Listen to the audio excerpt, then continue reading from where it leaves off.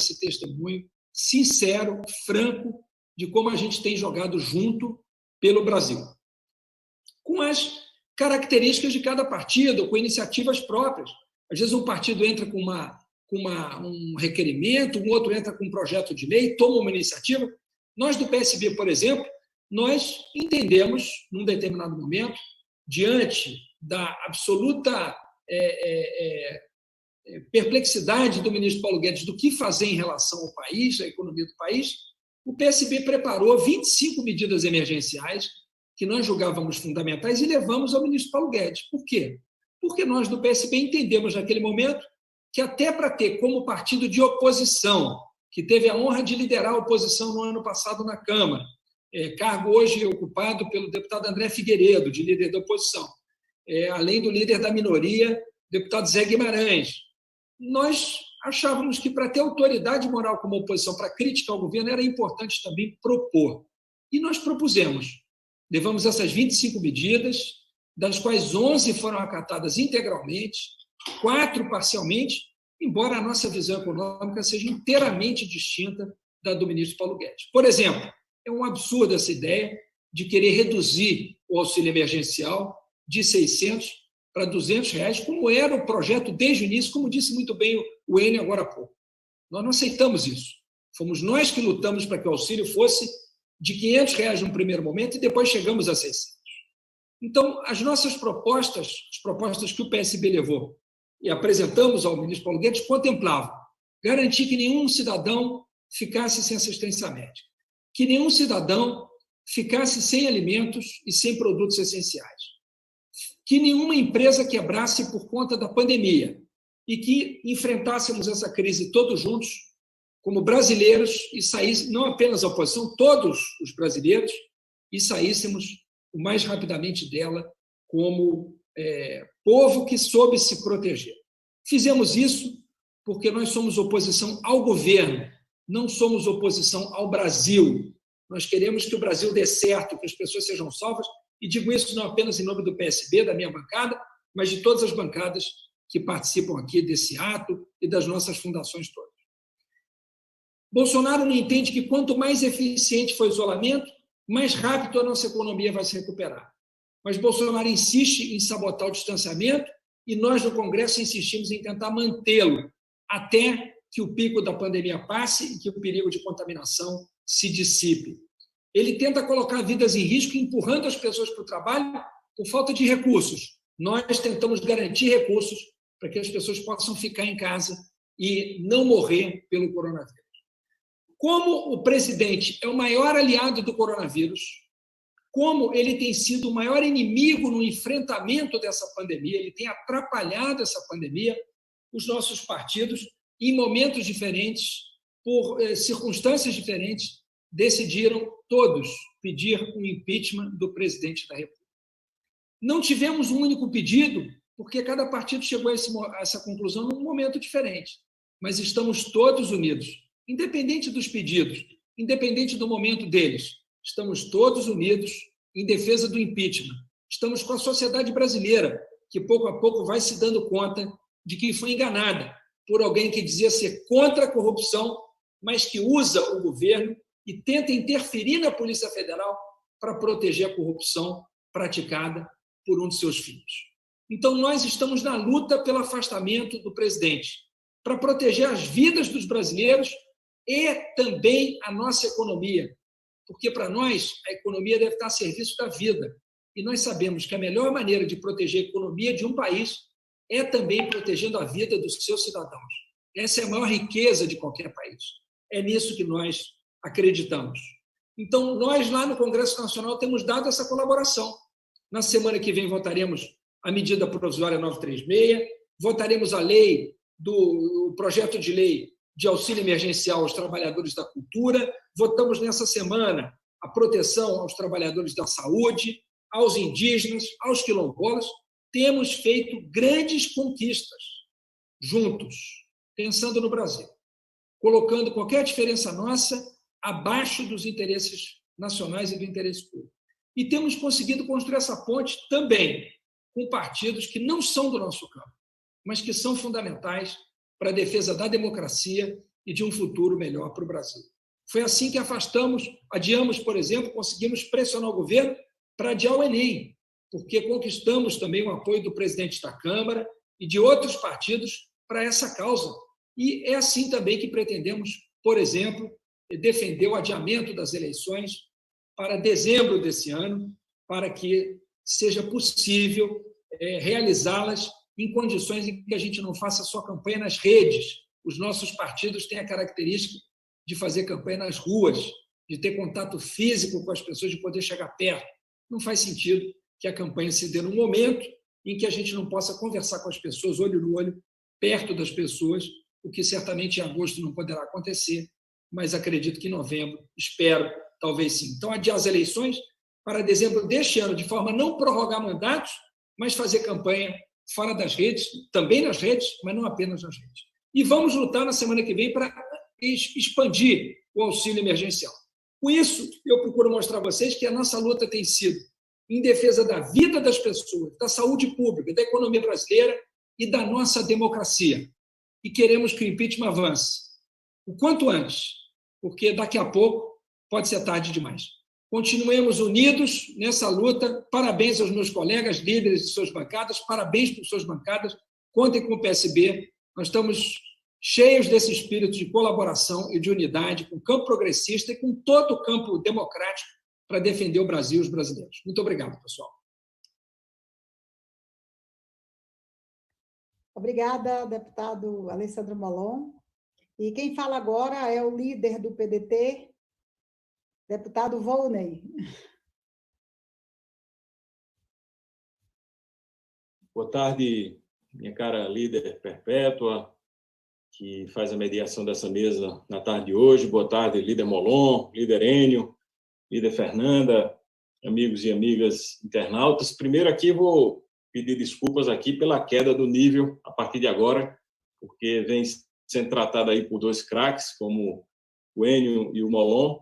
Tenham paciência que logo, logo o nível será retomado com a chegada da Fernanda, tá? Vocês tenham paciência.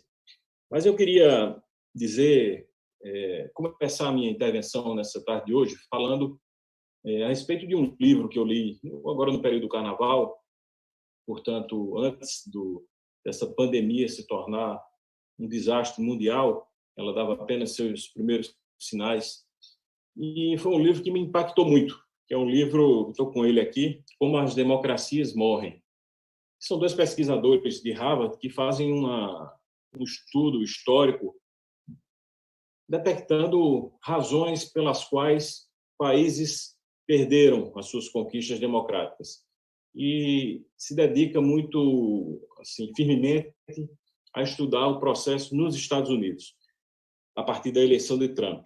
Mas é impressionante as semelhanças que são guardadas com o momento que o Brasil vive com a eleição de Bolsonaro. É impressionante saber que aquele livro foi escrito em 2018, quando parece que ele foi escrito em 2019, 2020, a partir da eleição de Bolsonaro.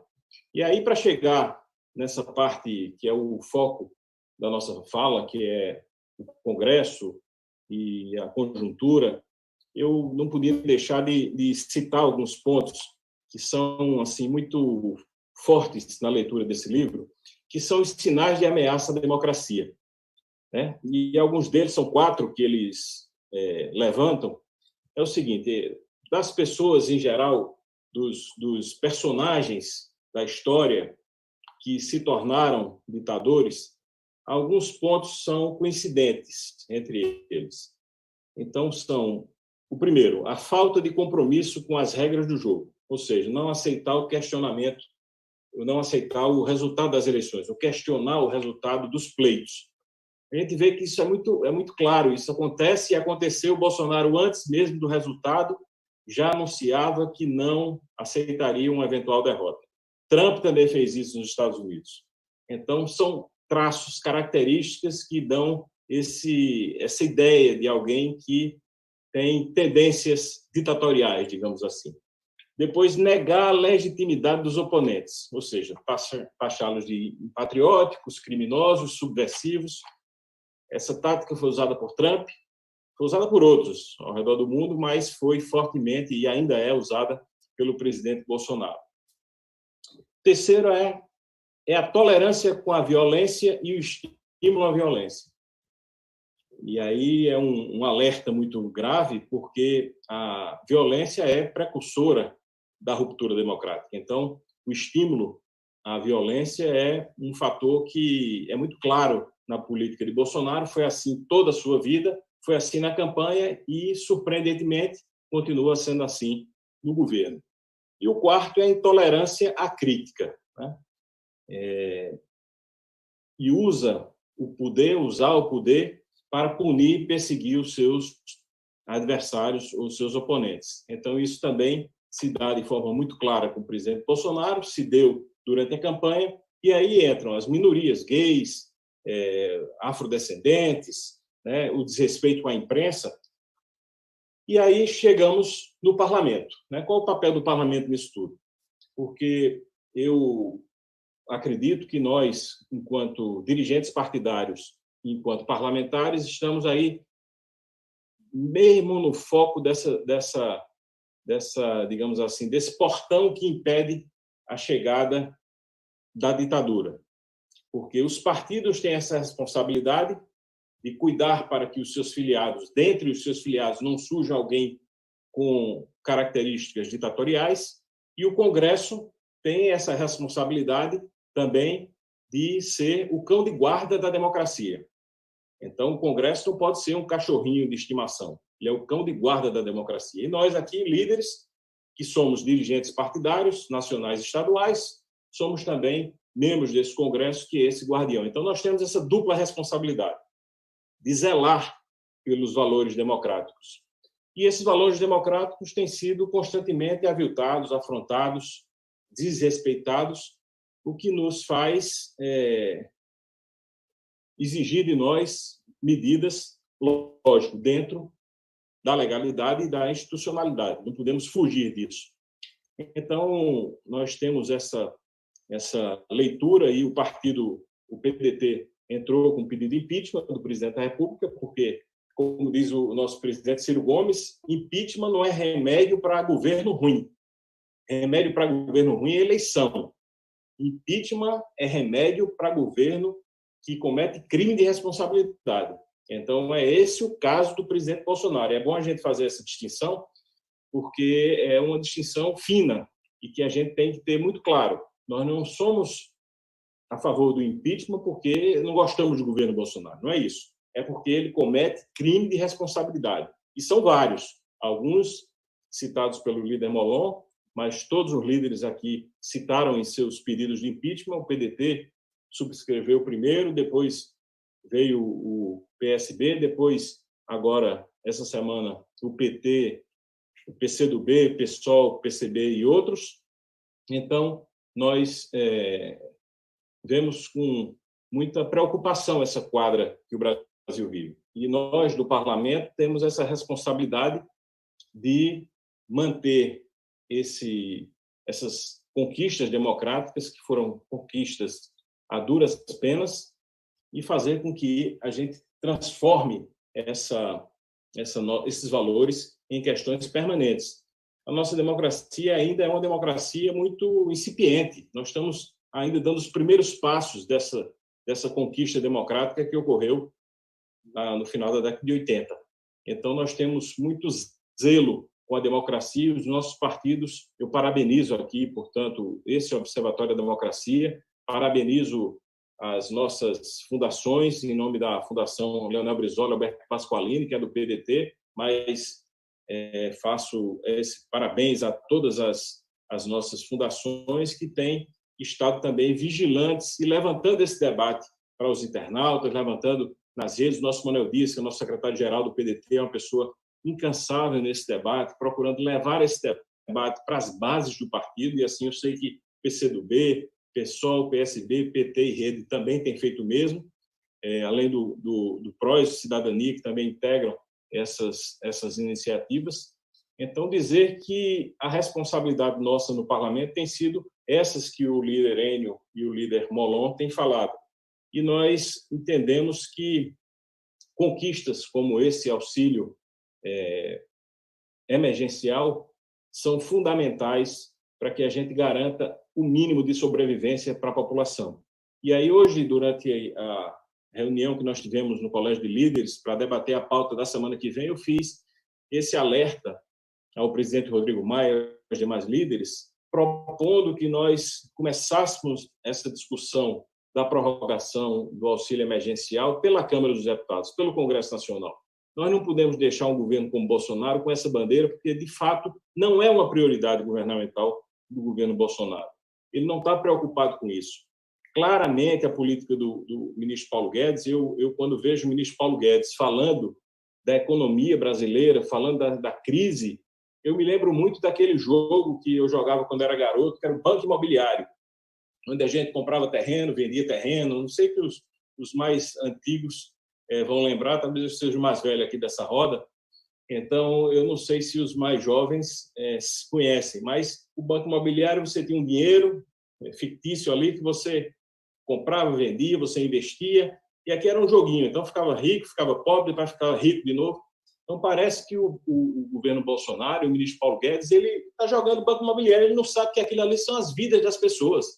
Então ele diz, não, simplesmente não tem dinheiro, vamos baixar, se quiser prorrogar o auxílio emergencial, tem que reduzir o valor para R$200. Ou então, quando ele propôs iniciar por R$200, ele está preocupado com a lógica do mercado, ele está preocupado apenas em sinalizar com a regra de ouro para os seus amigos banqueiros e investidores internacionais.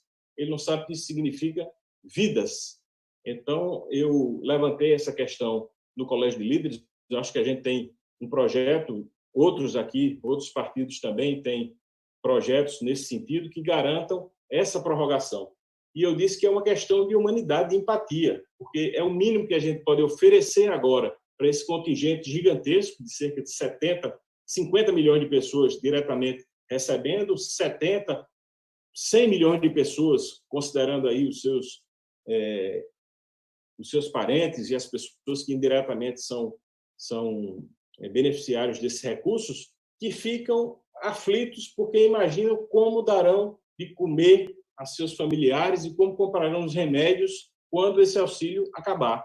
Então, o mínimo que a gente pode fazer é garantir por mais 3 meses, fazendo uma discussão mais ampla para que a gente possa garantir um auxílio emergencial perpétuo. Já estou concluindo, para que a gente possa ter uma renda mínima discutida de forma perene para aquelas pessoas que estão abaixo da linha de pobreza. Então, quer dizer que foi uma honra muito grande estar aqui em tão boa companhia, com o Perpétua, com o Molon, com o Enio, com a Fernanda, fazendo esse debate nessa tarde de hoje, dizer que, para mim, é uma grande honra, um grande prazer, e estou sempre à disposição, em nome do PDT, em nossa liderança, nosso partido, para continuar com esses debates em defesa da democracia. Uma boa tarde a todos e obrigado. Obrigada, deputado Volney, mas só para lembrar, fiquem aí porque vai vir perguntas, eu vou ler as perguntas para vocês. Hoje, quando a gente... Deputada Fernanda, a próxima, viu?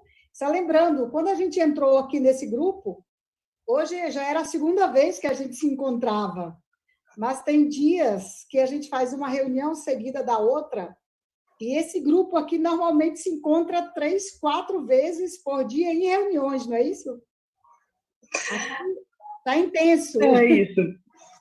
Deputada Fernanda, com você, querida. Deputada Fernanda, pessoal. Era por aí que eu ia começar. Líder Perpétua, nossa anfitriã, líder Molon, líder Enio, que abriu os trabalhos aqui, líder Volney, que não foi sincero, que disse que ia fazer uma intervenção mais simples e obviamente não foi, trouxe muitos elementos importantes para o debate, como eu já esperava, por óbvio. Eu queria começar dizendo que eu encontro, para os nossos internautas, né, e companheiros de partido que nos acompanham, eu encontro esses líderes mais que a minha própria família, junto à líder Joênia, que não pôde entrar, né, e eu acho que nós já estabelecemos aí uma relação de respeito, de unidade e de sinceridade para tratar os temas convergentes, as diferenças que, porventura, obviamente existem, porque nós somos de partidos diferentes, como falou Enio, como falou Molon, mas uma relação muito fraterna e muito sincera entre todos nós. Então, é muito bom fazer esse debate público com vocês. Dizer que é um prazer reencontrá-los, que a gente fica, às vezes, discutindo a pauta do Congresso. Ontem nós ficamos quase 12 horas em sessão, né? Começando de manhã e terminando de noite, e sempre trocando, então, às vezes, falta o momento para fazer um debate mais profundo, como os líderes trouxeram. Eu acho que 2019, primeiro, um debate, claro, com mais tempo, seria importante a gente identificar que fatores, né, levaram à ascensão do Jair Messias Bolsonaro à presidência da República, a falência da nova República, do presidencialismo de coalizão, a crise de representatividade, os setores da extrema-direita que se unificaram num projeto de poder e postularam junto em 2018, o elemento de fraude que teve na eleição com as fake news, com a forma seletiva e política que foi conduzida pelo Sérgio Moro, ajudando na eleição do Bolsonaro, com a condenação do Lula antes do período da eleição para inviabilizar a sua candidatura. Enfim, acho que tem vários elementos, né, que a gente poderia trazer para o debate para pensar como o Bolsonaro chegou.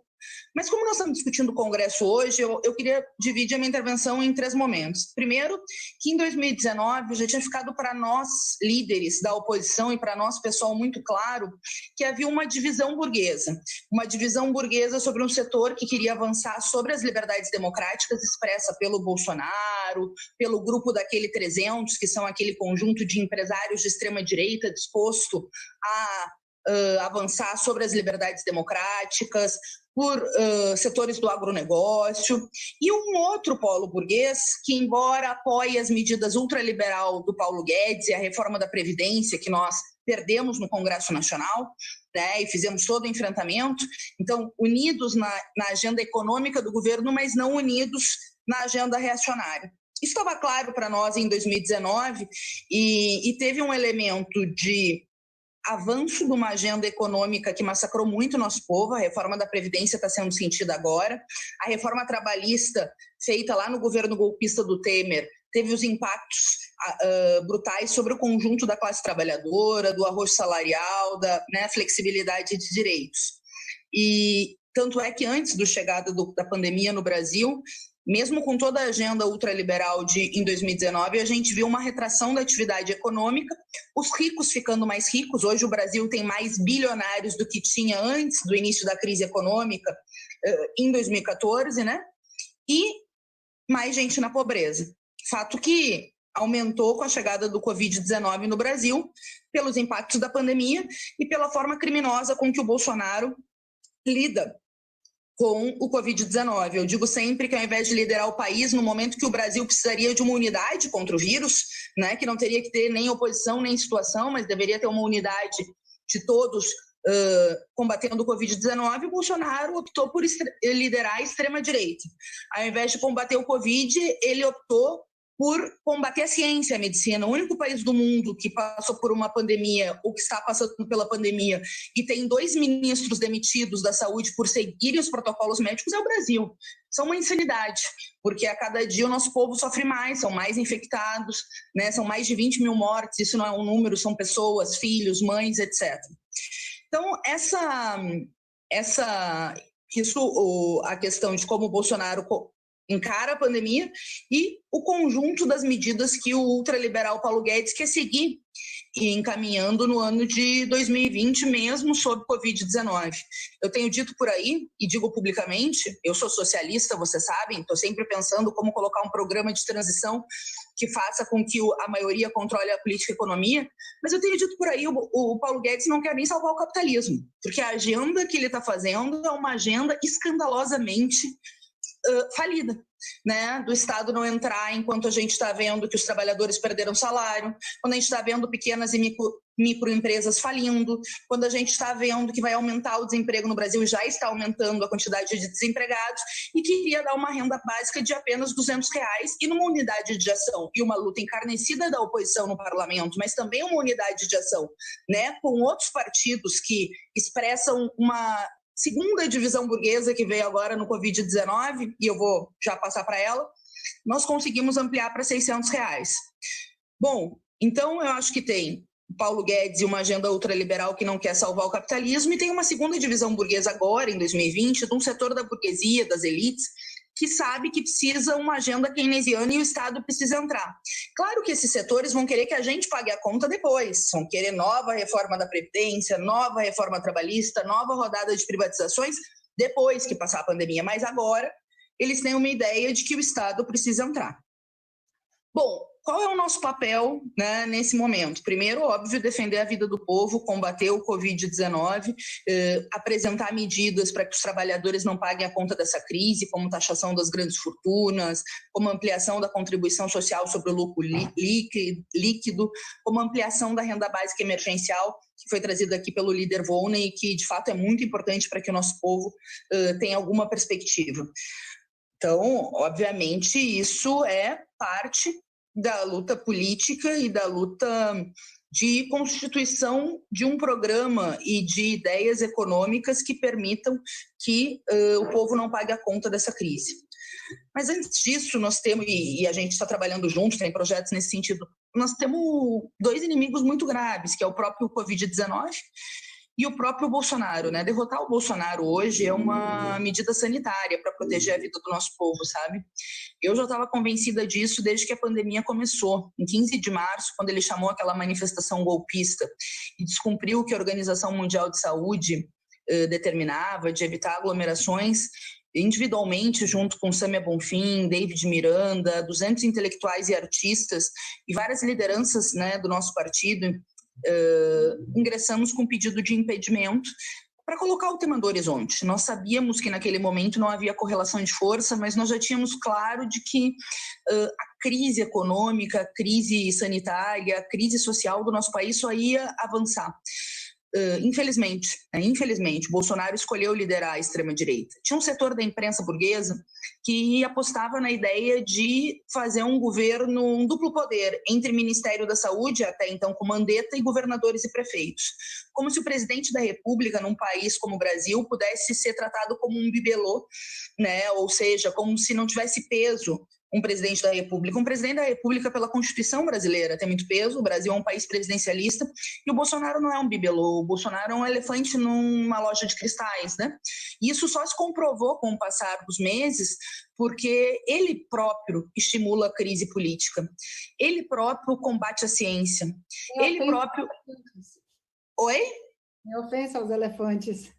É uma ofensa, exatamente, a gente é defensora dos animais aqui, vamos respeitar os elefantes, né? É verdade, Perpétua.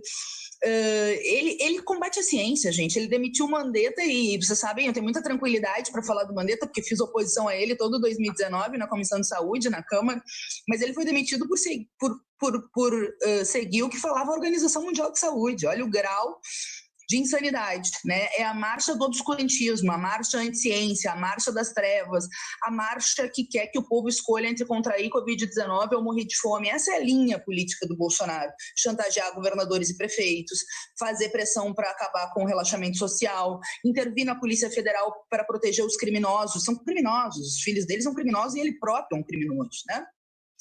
Então, de lá para cá, só se potencializou.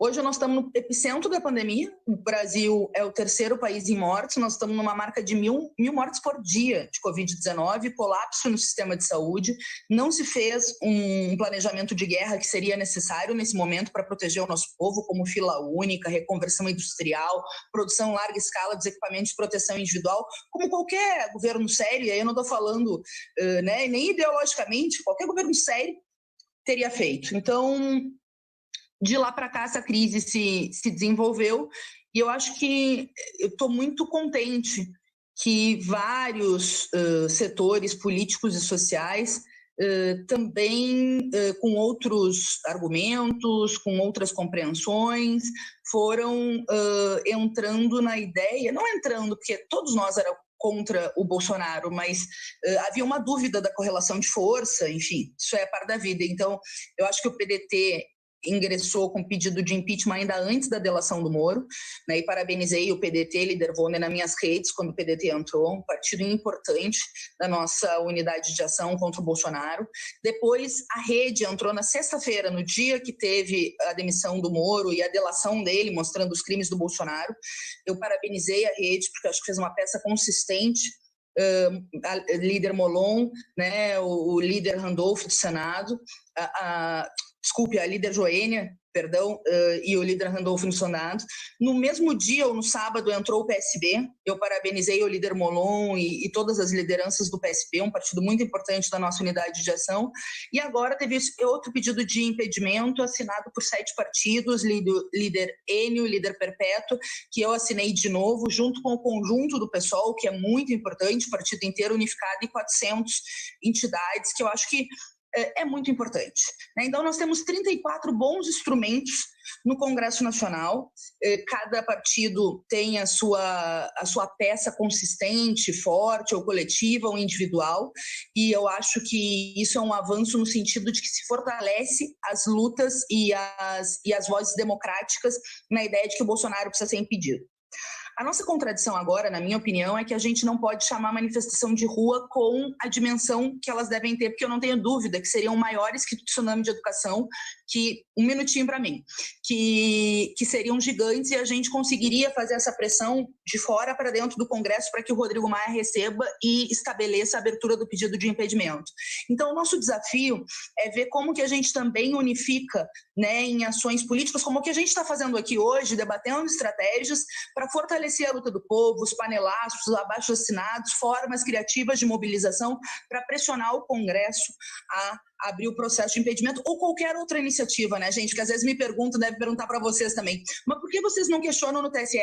Todos nós já estamos questionando a eleição do TSE desde 2018. Por que não questionam no Supremo? Todos os nossos partidos têm que achar crime no Supremo, né? E nós estamos também lutando no Supremo. Então, assim, na luta de classe, todas as armas são válidas, pedras, noites e poemas, diria o poeta Paulo Leminski. Eu acho que a gente tem que atuar em todos os campos, mas com o centro político de que barrar o Bolsonaro é uma medida sanitária em tempos de Covid-19. Eu quero dizer para vocês que é um prazer muito grande fazer esse debate mais profundo com os meus colegas de oposição, e também o convite da Observatório da Democracia, e ao saudar as fundações, claro que eu saúdo no nome da nossa fundação também, a Fundação Lauro Campos e Marielle Franco, no nome do Francis Valdo, na Bernadette Menezes, de companheiros de tantas lutas aí da nossa fundação.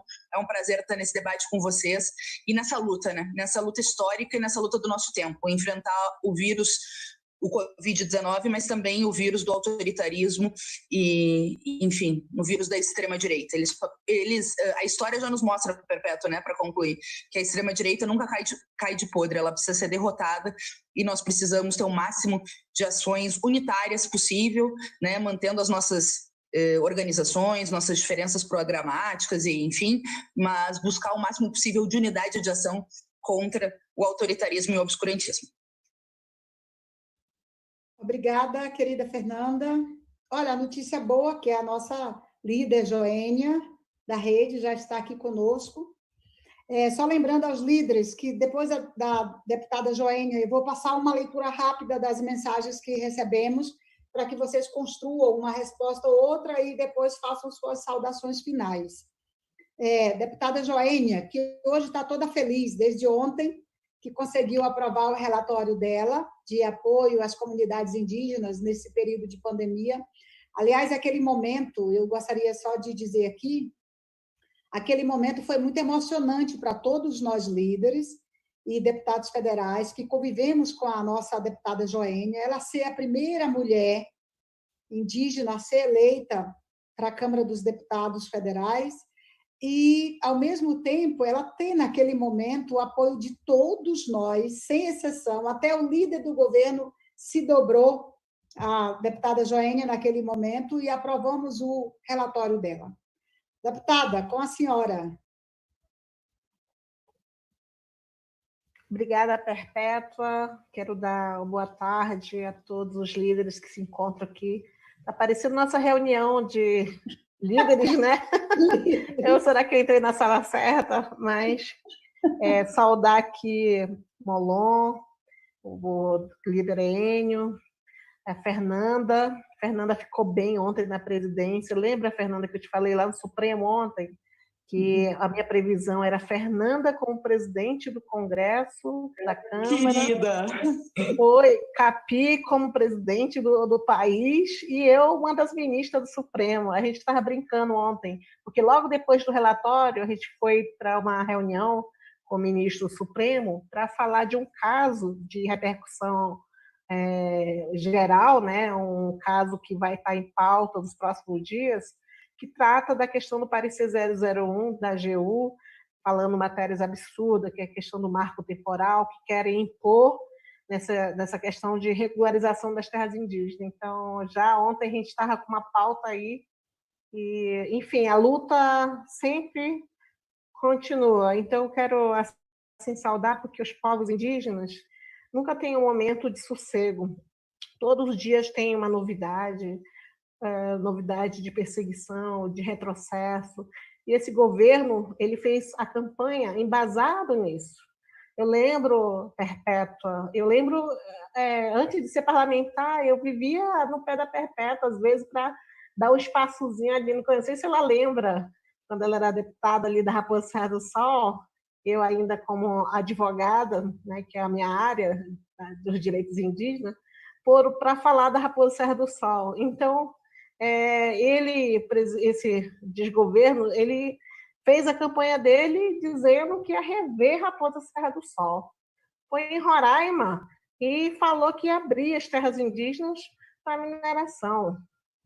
Não falou de nenhum direito, falou somente em retroceder direitos que já são amparados na Constituição, excluindo os povos indígenas, inclusive de cidadania, jogou a gente ali como se não tivesse nenhuma garantia, falando de zoológico humano, né? O primeiro ato dele, eu lembro até hoje, que foi editar uma medida provisória 870, né, Molon? Lembra que a gente lutou tanto ali para reverter aquela medida provisória que tirava a FUNAI de dentro do Ministério da Justiça, colocava a competência de demarcar terras indígenas na mão do agronegócio, dos ruralistas, que tem uma posição totalmente contrária de não regularizar, mas sim de reverter a demarcação e afastando qualquer possibilidade de defesa, não somente para a questão indígena, mas para a questão ambiental, extinguindo a Secretaria de Mudanças Climáticas, enfraquecendo os órgãos de fiscalização, como o IBAMA, o CMBio, e não reconhecendo qualquer, digamos assim, tragédia, qualquer retrocesso, principalmente na Amazônia. A gente viu o aumento do desmatamento, aumentar a grilagem, não reconhecer a cidadania e nem os direitos dos povos indígenas. Então, isso foi anunciado, né, e se concretizou. O plano, né, o plano de crueldade, de maldade, foi se tornando realidade. E nesse momento de pandemia, que todo o país está concentrado em enfrentar esse vírus, né, esse vírus aí que ninguém sabe a cura, que ainda está se estudando, mas que se tenta evitar, eu imaginava que ia ter uma proteção a mais, mas pelo contrário, há muito incentivo ainda de invasão às terras indígenas. Em Roraima, a gente vê aí, no caso concreto, terra indígena Yanomami, tem mais de 20 mil, segundo a Associação Rutucara, mais de 20 mil garimpeiros, né? E a fiscalização cada vez mais está enfraquecendo, né? Porque as pessoas, eles que cobiçam os recursos naturais, não querem saber de momento de pandemia, não. Eles vão mesmo. E nós não vemos nenhuma resposta positiva, né? Eu creio que existe muita coisa que o governo poderia fazer para proteger os direitos dos povos indígenas, proteger o meio ambiente, e não faz. Então, existe uma irresponsabilidade muito grande. A rede, por outro lado, de sustentabilidade, que é o meu partido, né, tem feito requerimentos, pedidos, tanto no legislativo para assustar alguns atos, né, como essa questão agora mais recente da Instrução Normativa 09 da FUNAI, que desconsidera o conceito constitucional de terras indígenas, não reconhece que existe pendência de regularização fundiária, né, e tenta justamente justificar para que obtenha certidões, digamos assim, cartório, que não há nenhuma terra indígena, só aquelas que já estão registradas em cartório. E a gente sabe que pode ter 400 terras indígenas homologadas, mas existe mais 400 ainda que estão pendentes de regularização. Então, a gente tem feito essas proposições legislativas em termos de PDLs, né? inclusive o impeachment também, reforçar aí que junto com o PDT, o PSB, o PV, né, nós temos feito proposições também, não somente do presidente agora, mas nós fizemos também impeachment até mesmo dos ministros, né, o Ricardo Salles, né, apesar de ter sido negado logo de mão, mas foi uma proposição política também, tanto do Ricardo Salles como da agricultura também, com aquelas autorizações horrendas de autorizar agrotóxico, né, e da própria educação. Então, enfim, a gente vê que é um conjunto de retrocesso para tudo que é lado, né? E mais ainda, agora, mais em risco, a democracia. A democracia que é um direito de todos, né? Essa é a questão que é um bem que a gente fortaleceu dentro dessa Constituição Federal de 88, que reconheceu o direito social, o direito a um pluralismo étnico, um pluralismo relacionado a essa diversidade cultural que o Brasil tem, que deveria ser um pilar a ser segurado, mas não, protege os mais, aliás, desprotege os mais vulneráveis, né? Eu quero compartilhar esse sentimento que a gente tem, e ontem, quando a gente estava lutando, Perpétua, pela aprovação do PL, você viu como é que foi a reação, né? Só quem estava lá no plenário viu que a gente passou de pressão. A Fernanda, a Perpétua, viram a pressão que eu levei ali pelo líder do governo quando quis colocar um projeto feito ali, né, de última hora, sem qualquer proteção, repetindo o que praticamente a lei já diz que é para fazer e não faz. Mas, mesmo assim, né, eu acredito que foi essa união nossa, a união de quem protege essa democracia, os direitos sociais, os direitos humanos, foi que fez a diferença ali, né? Então, reconhecendo que essa unidade, somada à necessidade da sociedade também falar, das pessoas que ainda acham que isso é normal, a gente não pode criar essa situação que está havendo no nosso país como uma ação natural, normal. A gente não pode banalizar atos de irresponsabilidades, né? Digamos assim, incompetência de administrar o país, principalmente se envolvendo em casos ilegais, como se fosse banais, como se fosse natural. A gente tem que cobrar isso como cidadão brasileiro, seja indígena, não indígena, nós estamos no mesmo barco, porque agora essa administração do país ela tem uma diferença, que cai justamente na diferença de proteger a vida. É isso, agradecer o espaço, né, que vocês estão falando e estão tendo, somar aqui as vozes de tantos que estão aí já no trabalho, e solidarizar as pessoas que sentem o mesmo que a gente está sentindo, que é preciso o país tomar um rumo. Não vamos deixar esse vírus que é o inimigo do país, que se chama Bolsonaro, né, é o vírus que está contaminando e que está levando as pessoas a se sentirem, digamos assim, mais vulneráveis do que já eram antes. Obrigada, deputada Joênia. A parte boa é que em nenhum momento a deputada Joênia ficou só, né? Tinha as mulheres ali no plenário e tinha os líderes... Fez uma diferença muito grande, né? Guarda, não é? Alguém se aproximava, alguém do governo se aproximava da deputada Joênia no plenário, ou eu, ou Fernanda já ia acompanhar para poder a gente... Quando não se aproximava, eu chamava, eu ficava lá. Fernanda, vem aqui. Mas, olha, muito obrigada. Gente, antes de fazer o retorno e ler as mensagens, eu gostaria de anunciar aqui o nome das fundações que estão organizando esse nosso ciclo de debates, agora a nossa live com os líderes dos partidos de oposição na Câmara.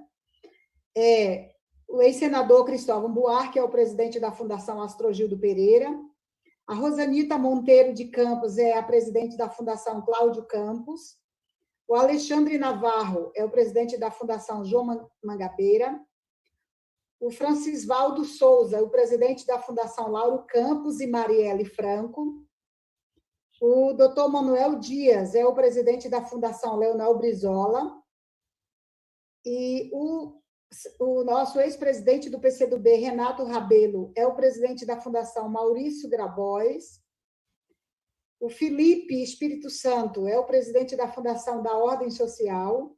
O Aloysio Mercadante, que é ex-senador e ex-ministro, é o presidente da Fundação Perseu Abramo. E queria aproveitar e agradecer aqui a Evelise, que está ajudando a organizar esse evento e fica mandando recadinhos para a gente também. Ela é da Fundação Perseu Abramo. E colegas parlamentares, antes de retomar a rodada com os senhores, tem aqui algumas perguntas. Agora, não tem jeito, é todo mundo aqui nessa tecnologia, porque o pessoal vai mandando as perguntas para me passar para vocês.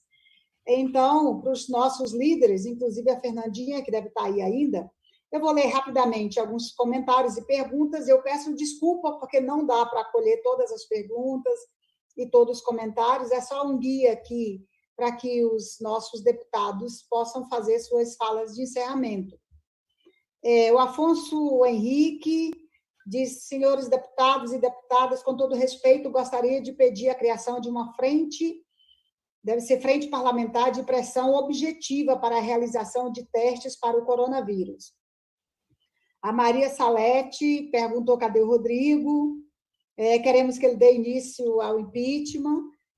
Aliás, nós lemos aqui no início da nossa live o pedido de desculpa do presidente da Câmara, deputado Rodrigo Maia.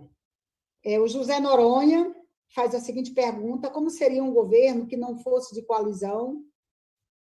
Acho que o Bolsonaro está querendo isso.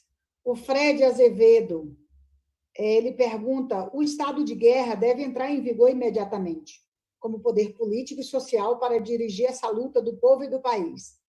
Se for sobre a PEC da guerra, que dá as condições para o presidente da República agir, isso nós fizemos, se a intenção era essa da pergunta. E os parlamentares, quando forem se colocar, podem, inclusive, se posicionar sobre isso. O Fábio Vaz coloca o seguinte: parabéns pela iniciativa do evento, e a deputada Joênia, parabéns pela aprovação do PL 1283, que cria um plano emergencial para o enfrentamento da Covid. O José Noronha pergunta: será possível impeachment? O Jânio de Freitas disse que a dificuldade para avançar com o impeachment chama-se Mourão. O Marcos Cauê Ferreira pergunta o seguinte: o Brasil necessita agora de uma frente ampla ou uma frente de esquerda? Qual a opinião dos senhores? A Kika coloca o seguinte: eu acho que ela deve ser muito admiradora do deputado Volney Queiroz. Kika Valquíria, que diz o seguinte: aqui só tem fera, guerreiros e guerreiras. Deputado Volney Queiroz, grande líder do PDT, nas trincheiras. Sua admiradora, deputado Volney. A deputada querida e ex-deputada Jo Moraes manda um abraço para todas as deputadas e todos os deputados, parabeniza pela iniciativa. A Lina Rocha pergunta: será que nós já temos clima de impeachment? A Gabriela Nepomuceno pergunta: e o papel dos militares nesse contexto de crise democrática? O que os senhores acham? A Zoraia reafirma que é importante a esquerda ajudar mais e discutir mais a questão ambiental. Então, esses foram os comentários. Eu peço desculpa aos demais, é apenas para os nossos líderes se situarem um pouco, já começando a encerrar. Depois dos líderes, eu já farei o encerramento aqui. Podemos começar de onde a gente começou do início? Deputado Enio, do PT. 5 minutos, ok? Obrigado, Perpétua. Quando estiver faltando 1 minuto, eu vou levantar o dedinho aqui, ó. Por favor, por favor. Estou levantando desse lado, porque desse não está pintado, a gente não tem manicure. Olha, eu quero repetir o que todos disseram. Primeiro, é um prazer debater com um grupo como esse. É um grupo que nos reunimos com muita frequência, várias vezes ao dia, não a semana, ao dia nos reunimos muito, temos muita coisa em comum e quero lhes dizer, de público, já disse pessoalmente, que eu aprendo muito com esse grupo. Aprendo muito mesmo. Sem dúvida nenhuma, a gente erra muito menos conversando mais, principalmente com pessoas como essa. Então, eu quero dizer que eu agradeço muito. Quero também, aproveitando o Volney e a intervenção que ele fez, que eu achei muito boa, quando ele cita como as democracias morrem, tem um outro livro que chama-se Guerras Híbridas. Esse livro é um livro que é da editora do MST e é escrito por um jornalista da Sputnik, né, que a gente de vez em quando dá entrevista para eles.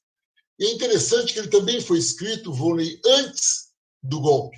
E você lê o livro, é como se você estivesse vendo o golpe, como ele vai acontecer. Então, é importante entender como a direita tem uma política organizada e planejada e já funcionando há muito tempo.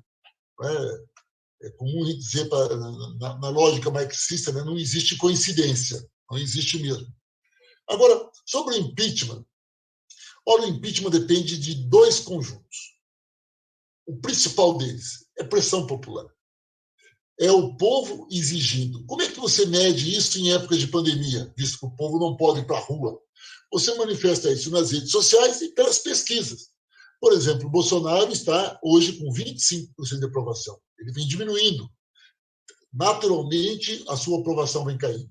À medida que cair a sua aprovação, aumenta a possibilidade de ser votado impeachment na Câmara dos Deputados. Entretanto, 25% de aprovação são 50 milhões de pessoas. Espera aí, não é brincadeira. 25% de aprovação do seu governo implica que você, com 25%, você não consegue o impeachment. Agora, há pesquisas apontam que o gráfico dele é declinante. Ao mesmo tempo, o que ele está fazendo com a vida da população, e parece um paradoxo, mas os R$600 que nós, do campo da esquerda, lutamos e conseguimos com apoio depois do conjunto da Câmara, mas os R$600 deu uma sobrevida ao Bolsonaro, porque a população mais simples entende que é o mérito do governo ter dado R$600. Ela não sabe que ele queria 200. À medida em que esses 600 possam ser extintos ou reduzidos, também já muda a avaliação sobre Bolsonaro. E, por fim, o Partido dos Trabalhadores fez uma pesquisa da Vox Populi, onde a análise mostra o seguinte: à medida que as famílias passam a ter alguém próximo a ela sendo atingido pela pandemia, ele muda de opinião sobre o comportamento do presidente da República. E, infelizmente, como está indo essa pandemia, infelizmente, a tendência, portanto, é que a pressão dele seja maior pelo impeachment. Segunda questão. Mas depende do Rodrigo Maia. Olha, não estou aqui para defender o Rodrigo Maia.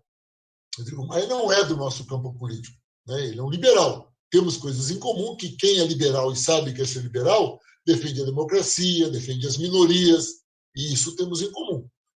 Mas ele, na economia, ele é o oposto do que esse grupo aqui defende na saída para a economia. Agora, o Rodrigo é o presidente da Câmara. Ele não chegou a ser presidente sendo bobinho, só vai colocar se sentir que tem base para isso. Hoje, não há voto suficiente para o impeachment. Mas não é, e vejam bem isso, não é porque o Centrão foi para a base do governo do Bolsonaro. Porque numa leitura de aparência, poderíamos dizer o seguinte: olha, está dado o quadro.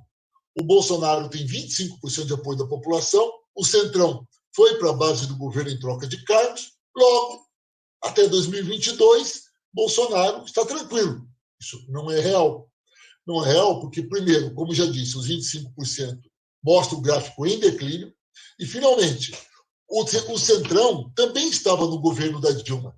E na sexta-feira à noite, um número muito grande de ministros do Centrão, que estavam no governo da Dilma, saíram, deixaram de ser ministros, voltaram a ser deputados e, no domingo, votaram pelo impeachment da Dilma. Portanto, é o Centrão sendo Centrão. O Centrão vai votar a favor do Bolsonaro se notar que tem espaço para o Bolsonaro ficar. Se notar que é o Mourão que vai vir, eles votam pelo impeachment para dar entrada para o Mourão. E, por fim, aí eu quero falar só em nome do PT, agora me senti à vontade até para falar de forma coletiva.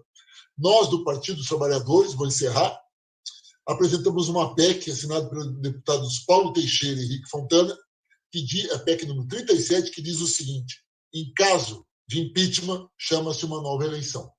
É uma maneira de colocar no seguinte: o impeachment unifica a direita toda, Joyce Rossmann, o Kim Kataguiri, todo mundo unifica-se a nós do campo da esquerda, da centro-esquerda, todos juntos. Agora, o que vai acontecer depois, aí cada partido tem a sua estratégia, a sua tática. Nós entendemos que mais importante, que ela é tão importante quanto, não é tirar o Bolsonaro. Isso é urgente. Segundo, se for possível, tirar o governo e chamar uma nova eleição. Para isso, trabalhamos juntos pela nova eleição, pelo impeachment e, se possível, pela PEC 37, que chamaria uma nova eleição. De forma muito rápida, seria isso. As perguntas levariam outro debate muito grande. Agradeço o convite, foi uma honra, e principalmente ser mediado pela Perpétua, que é uma grande companheira. Um grande abraço a todos, ao Molon, ao Vônei, a Fernanda, a Joênia. Tivemos uma semana de conquistas e espero que a semana que vem nos encontremos inúmeras vezes. Grande abraço. Obrigada, querido Enio. Com a palavra agora o nosso deputado Molon, líder do PSB. Obrigado, Perpétua. Cumprimentando você mais uma vez e agradecendo, dando os parabéns aí para o Enio pelas falas, assim como para o Vônei, para a Fernanda, para a Joênia. A Joênia, um abraço especial pela vitória de ontem, tão significativa, tão bem construída, pela qual ela tanto lutou. Parabéns, Joênia. Eu termino dizendo o seguinte, Perpétua, eu acho que o presidente da Câmara certamente faz essa avaliação que ele mencionou. Não vai colocar para votar um impeachment se sente que não tem apoio. De fato, hoje parece não haver apoio na Câmara dos Deputados. Mas na população, a última pesquisa da XP, por exemplo, mostra que 1 em cada 2 brasileiros acham o governo ruim ou péssimo. Enquanto que 25% dos brasileiros, 1 em cada 4, acham ótimo ou bom. O número de brasileiros que acham ruim ou péssimo é o dobro do número de brasileiros que acham ótimo ou bom. Isso não era assim há um ano atrás. Os números da pesquisa da XP mostram como o governo está se desfazendo. Então, esse equilíbrio de apoio do governo à sociedade ele está esmilinguindo, ele está se diluindo, ele está acabando. Era 40%, virou 36%, agora são 25%. Vai cair mais, porque à medida que as pessoas veem que o presidente da República é um irresponsável e que as pessoas estão morrendo por causa dele, ele não vai se sustentar. É uma questão de tempo. Eu espero que seja de pouco tempo, para menos gente morrer. Mas isso vai mudar. E o Congresso, por mais que o presidente possa atrair alguns partidos oferecendo cargos em troca de apoio, isso tem um limite. Hoje tem uma matéria muito interessante, salvo engano, na Folha de São Paulo, que mostra que o momento do impeachment é decisivo para que ele passe. Se a crise se dá faltando pouco tempo para o governo acabar, é difícil do impeachment passar. Foi o caso de Temer, por exemplo. Não foi impeachment, mas foi a denúncia, foram as denúncias. Faltava pouco tempo. Agora, no caso de Bolsonaro, falta muito tempo. Então, as experiências históricas mostram que, quando falta muito tempo, o impeachment é mais provável e não há nenhum sinal, do ponto de vista do comportamento do presidente, que, de alguma maneira, sinalize qualquer mudança de atitude dele que possa fazer essa perda de apoio refluir. Então, acho que é uma questão de tempo. Como eu já disse, eu espero que seja de pouco tempo. Quanto antes o presidente da República for afastado, tanto melhor para o país. Evidentemente que a figura do vice-presidente não nos traz nenhuma tranquilidade. O artigo publicado pelo vice-presidente da República recentemente é um artigo que soa também como uma ameaça às instituições por uma falta de compreensão do que são as instituições. Foi um artigo muito ruim do general Mourão, mas, infelizmente, a regra do jogo é essa, pelo menos por enquanto, que assume o vice. Eu também sou defensor da PEC mencionada pelo deputado Enio. Eu tenho, há muito tempo eu a defendo. Aliás, acho que eu a defendo mais até que os autores. Eu já brinquei várias vezes com Fontana, dizendo: Fontana, eu defendo mais a sua PEC que você, porque onde eu for, eu falo da PEC dele. Eu acho uma PEC muito boa. Afastou nos 3 primeiros anos, nova eleição. Isso vai, inclusive, acabar com a conspiração de vices contra os titulares dos cargos, que, infelizmente, já virou mania aqui no país. Então, isso também tem que acabar. Por isso, a PEC é importante. Agora, independente dela ser aprovada ou não, nós temos que afastar o presidente. Por quê? Porque é uma questão de proteger a vida das pessoas. Então, mesmo com todas as ressalvas ao general Mourão, nós permitimos que Bolsonaro continue fazendo o que ele está fazendo, nos tornaria cúmplices, todos, dos crimes de Bolsonaro. E cúmplices de crimes nós jamais seremos. Então, por isso, impeachment já. Muito obrigado, Joênia. Obrigado pelo carinho, pela oportunidade. E você quer falar agora? Você estava me dizendo que faltava 1 minuto. Então, vou até devolver o minuto que você me deu a mais na fala inicial que eu tive. Muito obrigado a todos. Foi um grande prazer estar com vocês aqui. Parabéns às nossas fundações. E viva a nossa unidade, que no Congresso é construída a cada dia e tem sido muito exitosa. Um grande abraço. Obrigada, deputado Molon. Parabéns pelos dois que já falaram, o Enio Molon. E com a palavra o nosso Volney Queiroz, líder do PDT. Bem, vou pegar aqui o finalzinho da fala do Molon, dizendo que cúmplice de crime jamais seremos. Tem um ditado alemão que diz: se tem 10 pessoas numa mesa e se senta um nazista e ninguém se levanta, então tem 11 nazistas numa mesa. Então é isso, nós temos esse dever de nos rebelarmos contra esse estado de coisas que o presidente Bolsonaro tenta nos passar e passar ao Brasil. Mas eu queria, com a permissão da mediadora, tentar aqui dar uma pincelada em cada pergunta, de algumas que eu consegui anotar aqui. Primeiro, da frente em torno dos testes para o coronavírus. Eu acho realmente, eu tenho feito essa denúncia, outros líderes aqui também fizeram. O Brasil é o país que menos testa entre os 10 maiores dos países com 10 maior número de casos no mundo. O Brasil é o penúltimo em testes na América Latina. Então, nós precisamos testar. Eu acho que o parlamento tem que se mobilizar para forçar que o governo federal faça uma política de testes em massa da população. O país é enorme e a gente só tem esses índices altos de mortalidade porque devido ao número pequeno de testes, porque a mortalidade no mundo todo é em cerca de 1% dos infectados. Aqui, por exemplo, em Pernambuco, é quase 10%. Então, é em virtude do pequeno número de testes. Então, acho muito justa essa sua ponderação.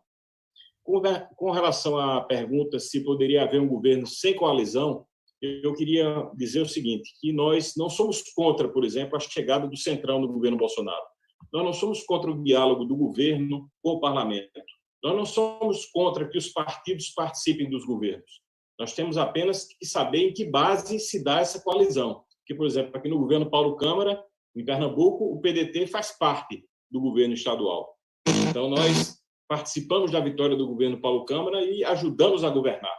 Isso, desde que se dê de forma clara, de forma objetiva e de forma honesta, não um loteamento de cargos para as pessoas meterem a mão no dinheiro público, isso é muito salutar. Agora, nós precisamos evitar que haja o loteamento de cargos e o toma lá da cá. E, principalmente, quando o presidente da República nega que esteja fazendo concessões e, quando dá a volta, ele, por trás das câmeras, ele faz a negociação com o Centrão. Então, isso é que nós condenamos. Mas a participação dos governos e a coalizão em torno de propósitos, de programas, ela é muito saudável. Com relação à PEC da guerra, foi muito importante que a oposição, nossos partidos, tenham apoiado. Nós poderíamos não ter votado na PEC da guerra, porque ela dá muito mais poderes ao governo federal. Mas nós não queríamos dar essa desculpa de que o parlamento e que nós da oposição não participamos, não demos nossa cota, não demos os instrumentos para que o governo pudesse agir. Então, a PEC da guerra é uma carta praticamente em branco para o governo fazer tudo que for preciso para combater o coronavírus. Infelizmente, as coisas não têm chegado à ponta e a gente tem denunciado isso. Por fim, aqui uma pergunta que me chamou a atenção é que se seria uma frente ampla ou uma frente de esquerda.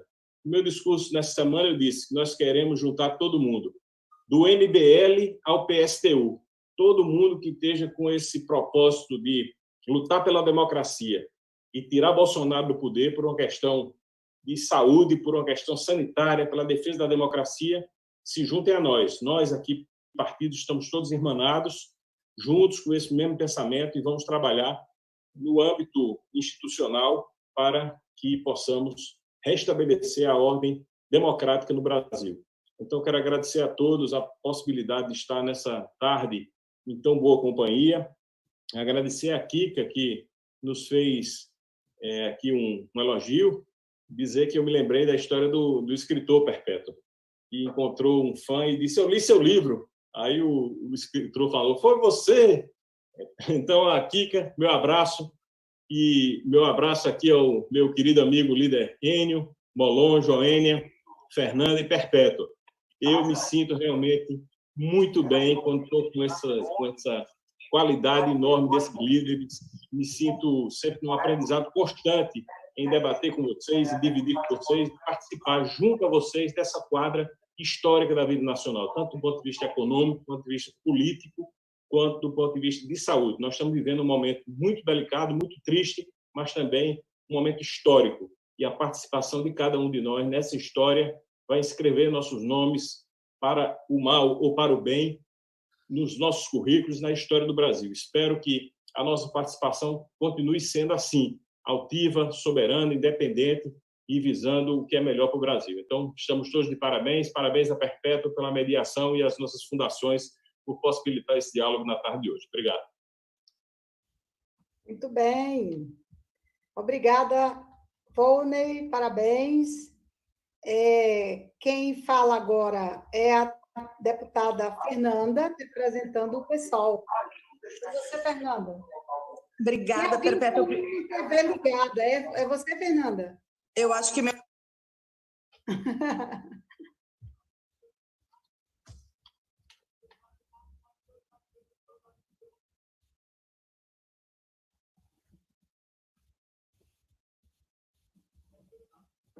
Pronto, eu quero ser rápida, Perpétua. Primeiro, agradecer o momento. Eu acho que a gente devia repetir momentos como esse, né? A gente se encontra todos os dias e debate a pauta que tem sido muito grande na Câmara dos Deputados. É bom o pessoal saber, né? Às vezes a gente fica 12, 14 horas e é bom fazer uma reflexão profunda assim, do momento do nosso país e a necessidade de construir sínteses entre nós. Eu acho que o problema da testagem é grande. Acho que tem, obviamente, o tema dos insumos. O Brasil deveria estar fazendo reconversão industrial há mais de um mês. Só que o Bolsonaro, como eu disse, não lidera o país, lidera a extrema-direita. Porque o governo poderia estar botando dinheiro nas universidades, está cortando bolsas da CAPES ao invés de botar dinheiro nas universidades para ampliar o número de testes, para produzir em larga escala a testagem que está difícil importar, para produzir equipamento de proteção individual. E assim, a reconversão industrial ela é nas empresas públicas e privadas. Era a hora da indústria têxtil brasileira estar produzindo EPI. Está produzindo o quê? No momento que você está combatendo o Covid-19. Mas o Bolsonaro é um cara que não está preocupado com isso. Então é grave, porque nós temos umas maiores incidências e a menor testagem. Tem uma pesquisa muito útil, que não é uma pesquisa, é mais que uma pesquisa, eles fizeram um campo que é da UFPEL, que mostra o tamanho enfim, dos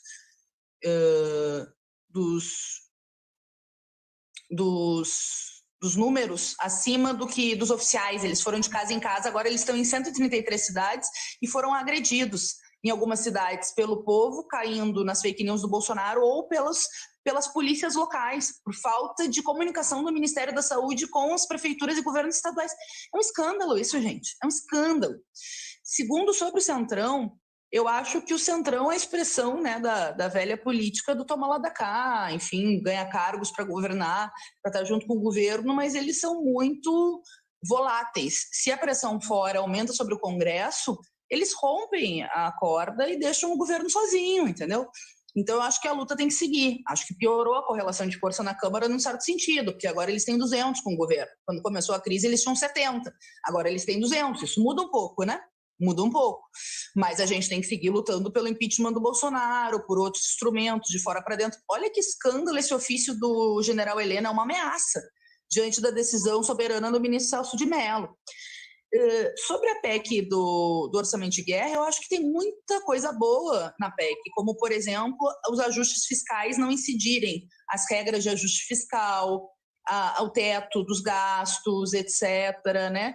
E por isso a gente votou favorável à PEC, fazendo um debate que essa lógica de não ter o teto dos gastos, a emenda constitucional 95, de não ter lei de responsabilidade fiscal, deveria seguir depois da pandemia, porque quando eles fazem um orçamento separado, esse setor das elites, né, dão uma resposta aos mercados. Olha, isso é só na pandemia, depois a gente volta à agenda fiscal ultraliberal. Então, para nós tem que ser permanente, revogar a emenda constitucional 95, e nós fizemos o destaque no parágrafo 9º, que, na nossa opinião, pode ser, sim, um instrumento que permita o governo comprar títulos podres dos bancos, que há muito tempo estão tentando vender a sua carteira podre, mas aí a gente votou separado isso e votou contra essa parte no texto. Frente ampla ou frente de esquerda? Eu acho que contra o Bolsonaro é unidade de ação com todo mundo, gente. Não dá para ser sectário. Todo mundo que está a favor das liberdades democráticas, a gente pode fazer unidade de ação. Unidade de ação por Constituição, contra a restrição das liberdades de imprensa, unidade de ação para impeachment o Bolsonaro. Outra coisa são alianças eleitorais. Isso é outra coisa, porque eu acho que a gente tem que ter frente únicas da classe trabalhadora para defender direitos, a gente sabe como é que é, como quando vota no parlamento, o Enio falou da medida provisória 905 e tal, mas a gente também, além de tudo isso, tem que fazer uma reflexão profunda de como chegamos até aqui. Eu tenho a impressão que nós estamos vivendo aquele momento na história em que o velho já morreu e o novo não nasceu, como diria o Gramsci, e os elementos mórbidos aparecem. Existe uma crise no mundo inteiro desse modelo de representatividade, do capitalismo como modo de produção, embora ainda não tenha uma alternativa socialista com um peso de massas, que a gente precisa também saber que tem um problema de consciência na classe. Mas, assim, existe um questionamento, uma negação do velho modo de representação e do modelo econômico. E eu acho que enfrentar a extrema-direita também é potencializar uma esquerda anti-regime com capacidade de massas. Essa é a luta que nós estamos tentando com a construção do PSOL. Não é fácil, porque eu sempre defendo uma esquerda crítica e autocrítica, né? Quantas vezes a gente polemizou aqui entre nós, né? Então, eu não vou polemizar agora com os outros partidos, mas vou dizer que nós ainda não conseguimos, como partido, ser essa esquerda anti-regime com influência de massas, embora o pessoal tenha crescido em muitos estados, em muitos municípios, tenha crescido na sua bancada. Então, eu acho que esse é o desafio. A gente precisa de uma esquerda crítica e autocrítica, que não faça conciliação de classe, mas que também não seja autoproclamatória, que tenha a capacidade de se apresentar como uma alternativa num momento tão difícil. Muito obrigada, Perpétua. Foi um prazer enorme fazer esse debate profundo com vocês, com o Enio, com o Volney, com o Molon e com a querida Joênia. O presidente da Câmara me botou a Joênia ontem, tu viu? Só para isso teria que ter uma revolução no Brasil. É isso, Fernanda. Obrigada e parabéns você também. A deputada Joênia encerra aqui o nosso ciclo de debates aqui com os nossos líderes. Seu microfone, deputada. Na verdade, ele está aberto, né? Eu estava fazendo um teste, imaginando que funcionava sem o fone pelo computador. Mas eu quero dizer que muitos falam que o que elegeu Bolsonaro foi um anseio de mudança e de esperança, mas que eu acho que não é isso que houve esse pensamento, porque a esperança ela desfragmentou a partir do momento que se começou a trabalhar contra todas as garantias que já tinham sido asseguradas e que foram sendo rasgadas aos poucos. E que talvez a resposta seja essa, a união. Os povos indígenas, sempre eles têm trazido uma lição de vida, que eu digo assim. Por que nós sobrevivemos a esses 520 anos de colonização forçada? O nome disso se chama resistência. Resistência, união, coletividade, muita sabedoria e, principalmente, tentar visibilizar o que é melhor para as futuras gerações. Esse é o nosso lema. Então, eu queria concluir aí também fazendo um chamado até mesmo para a sociedade brasileira, para que se una a nós que estamos propondo mudanças positivas, a melhoria para o nosso país, a melhoria para quem realmente está precisando e está mais vulneráveis ainda nesse desgoverno. Tenho uma preocupação bastante grande com quem realmente está aí tomando a decisão por nosso país. Absurdo, quero deixar aqui minha posição, Fernanda, no que você falou, mas também eu acho que a nossa reação tem que ser breve pela oposição em relação a esse pronunciamento, a esse documento que o general Heleno fez. Ele coloca assim, no documento que ele fala, ele como chefe de gabinete de segurança, e diz que se o celular for apreendido por ordem judicial, há risco, aí entre aspas é a palavra dele, consequências imprevisíveis para manter a estabilidade nacional. Isso é muito grave. Se é imprevisível, ele está justamente reagindo o quê? Está ameaçando, então ele indica uma ameaça de extrapolar o poder. Eu acho que temos que fazer uma convocação aí para que se explique. Não pode as pessoas usarem de suas autoridades para ameaçar a democracia. É com isso que a gente precisa unir, é preciso que a sociedade se envolva nesse trabalho coletivo e se una, para a gente não perder mais direitos e continuar nessa ameaça contra a democracia e contra a vida das pessoas. Obrigada. Obrigada, querida Joênia. Obrigada a todos os senhores, Molon, Fernanda, Joênia, Volney, Enio. Obrigada de coração pela participação. E eu queria, já encerrando aqui, dizendo o seguinte: o governo Bolsonaro é, de fato, um caos. E a leitura desse documento aí, assinado pelo ministro Heleno, que a deputada Joênia fez, é fruto disso. Porque, de fato, tem, inclusive, segundo alguns advogados, uma má interpretação, também de setores da imprensa, quanto à decisão do ministro do Supremo, que pode nem ter sido essa de apreensão de celulares. Mas isso já antecipa uma posição, de fato, do desejo do governo Bolsonaro de comandar o país sozinho, sem as instituições. E, nesse sentido, na minha opinião, cada gesto do governo Bolsonaro, cada coisa que é dita, cada atitude é muito bem pensada e programada. O governo Bolsonaro aposta no caos. Quando ele não paga, de fato, o auxílio emergencial para todos os brasileiros que têm direito de receber, é porque ele quer, de fato, que alguns fiquem com fome. Quando ele veta várias categorias, imagina aqui as categorias que ele vetou, vou citar só algumas: pescadores, agricultores familiares, taxista, mototaxista, caminhoneiros, diaristas, manicures e outros. Quando ele veta essas categorias, o que elas vão fazer? Elas vão para a rua, vão trabalhar. De duas, uma. Ou vão adoecer, pegar coronavírus, criar um problema muito maior nos estados e municípios que já não têm mais UTI, ou o que, no fundo, na minha opinião, o governo Bolsonaro aposta é algo muito mais grave. O fato de ele só ter sancionado, 12, 15 dias depois de votado, o auxílio aos estados e municípios, é exatamente porque ele quer tratar os estados e os municípios na unha. Então, ele aposta no caos. E, na minha opinião clara, o presidente Bolsonaro aposta que o Brasil vai viver um grande momento de convulsão, com pessoas na rua, assaltando, invadindo, brigando por causa de comida e de emprego. E aí, o que lhe sobra? Lhe sobra agir, lhe sobra intervir. Na minha opinião, o presidente Bolsonaro aposta nisso. Então, ele quer levar o país ao caos mesmo.